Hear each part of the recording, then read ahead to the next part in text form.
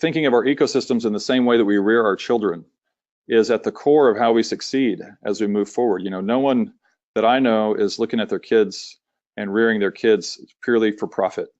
That we all want the best for our children, the best possible future for our children, and we need to think of our life support systems in the same way. I think approaching the future with an attitude of the goodwill towards others and wanting to share the biological wealth that we can grow for civilization and human beings and other living things is really how we're going to move rapidly to eliminate potentially a lot of the so-called wicked problems that are out there in the world: poverty, climate change, biodiversity loss, et cetera, et cetera.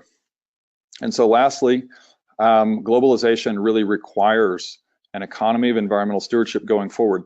This would be true on Mars, on the moon, on any planet. We simply can't build a civilization and sustain it without robust, vital ecosystems. And so we laid out a model for that. Let me show you a couple of other things that pertain to what we're talking about with Wayne today.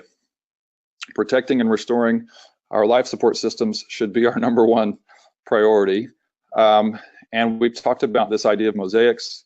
So just a quick visual here, from the smallest wildernesses and potted plants to the community spaces that we can develop, to cultivated yards, cultivated medians and public spaces in our urban areas, rooftop gardens and forests, vegetation on buildings, wilderness corridors in our cities, and reaching out to wild areas all over the world. This is what we're talking about in terms of reconstituting the vitality of the ecosystems that we've accidentally removed so quickly in the last 40 or 50 years as humanity has grown so quickly and expanded so quickly and paved over so much of the ecological functionality of our planet and toxified it, which is part of what Wayne's going to talk about.